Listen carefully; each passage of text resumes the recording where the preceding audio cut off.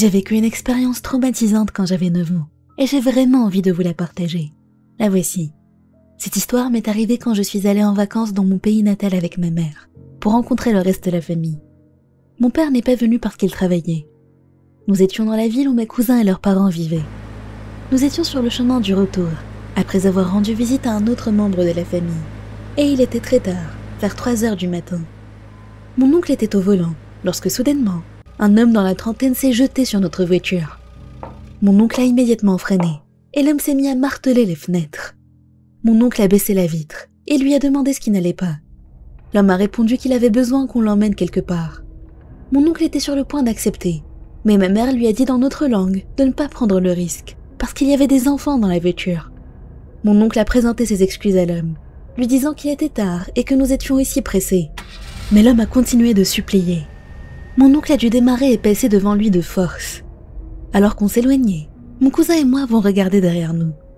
5 hommes avec des armes à la main étaient en train de parler à l'homme, qui nous pointait du doigt. Ils ont commencé à nous suivre, mais ont lâché l'affaire après un moment. C'était un des moments les plus effrayants de ma vie. Heureusement que nous sommes arrivés sains et saufs chez nous. Mais je ne peux pas m'empêcher de penser à ce qui nous serait arrivé si mon oncle avait accepté et que ma mère ne l'avait pas arrêté. Est-ce que je serais toujours en vie pour raconter cette histoire? J'en doute.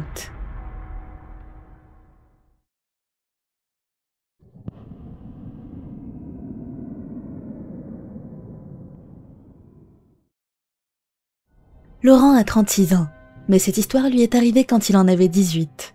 C'était un lycéen qui avait travaillé à mi-temps à côté, pour se faire de l'argent de poche. Il n'avait pas envie de travailler au McDo, et le seul autre job auquel il a pu penser était caissier dans un supermarché. Il a passé son entretien d'embauche, et a pu décrocher le poste. Ses 2 premières semaines en tant que caissier étaient plaisantes, mais c'est là qu'il a rencontré James. James était un soixantenaire, qui disait avoir servi dans l'armée pendant la guerre de Corée. Il semblait sympathique au début, mais Laurent a vite remarqué qu'il n'avait aucune hygiène et sentait souvent mauvais.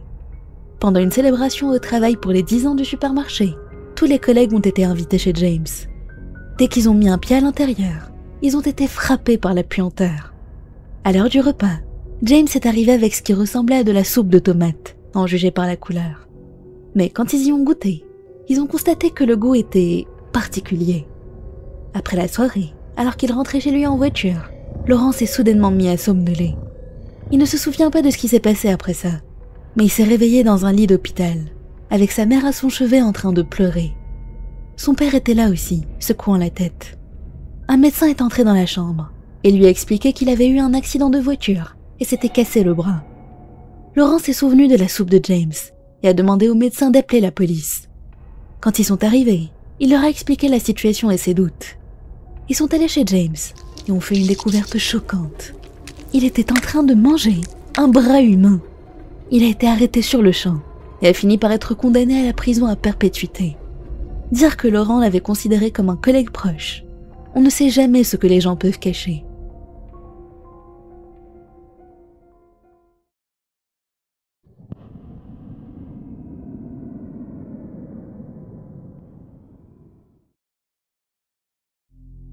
C'était une nuit froide d'hiver, le 17 décembre 2021.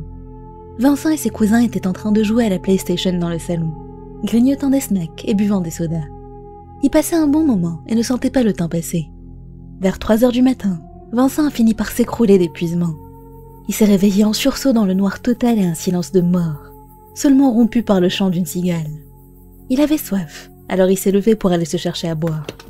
Il a pris un soda, puis s'est retourné. Le choc l'a tétanisé. 2 yeux verts brillants le fixaient. De panique, il a lancé sa boisson dans leur direction, et les yeux ont traversé la cuisine pour sauter par la fenêtre ouverte. Vincent a pu voir la chose courir dans la rue dehors, couverte de vêtements en lambeaux. Ce n'était clairement pas une personne. Les yeux d'un être humain ne brillaient pas dans le noir. Vincent n'avait pas son téléphone sur lui, sinon il aurait pris une photo. Il était encore sous le choc de ce qu'il avait vu, mais aussi étonné que ses cousins ne se soient pas réveillés avec tout ce boucan, ni sa mère d'ailleurs. Il s'est soudainement senti mal et s'est écroulé au sol. Quand il s'est réveillé, il faisait bien jour et il était sur son canapé. C'est là que cette histoire prend un tournant encore plus mystérieux. Sa cousine est venue le voir pour lui dire qu'elle avait rêvé de lui. Dans le rêve, Vincent prenait un soda, puis tomber nez à nez avec une créature humanoïde aux yeux verts. Exactement celle qu'il avait vue dans la nuit. Vincent lui a tout de suite raconté ce qu'il avait vécu, mais qui s'était évanoui et ne comprenait pas ce qui s'était passé. Est-ce qu'il était entré dans le rêve de sa cousine? Ou est-ce que sa cousine avait rêvé de sa réalité terrifiante? À vous de décider.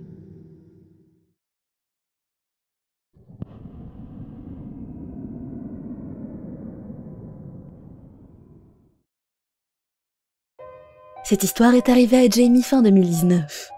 Il était rentré de l'école très fatigué et se sentait malade et vaseux.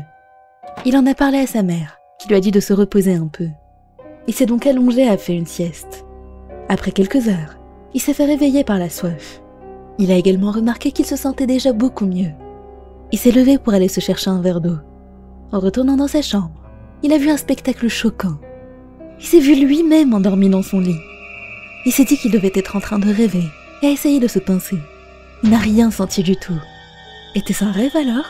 Comment en sortir? Il a eu une idée soudaine. S'il s'allongeait dans l'exacte même position que son corps, est-ce qu'il pourrait revenir? Il n'avait rien à perdre à essayer. Il s'est positionné dans le lit et a fermé les yeux. Au même moment, il s'est réveillé.